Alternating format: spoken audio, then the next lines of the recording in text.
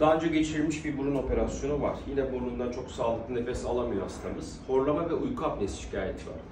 Horlama ve uyku apnesi hastalığı sadece burunla ilgili bir rahatsızlık değildir.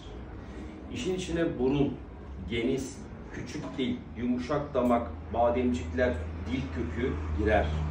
Hastanın boyun ve gıdık yapısı önemlidir. Hastanın boy kilo yapısı önemlidir. Dil kökünüze baktığımda dil kökünüz çok kötü değil.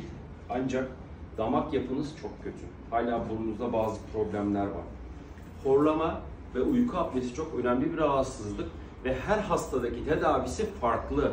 Hiçbir hastayı birbiriyle kıyaslamamak gerekir.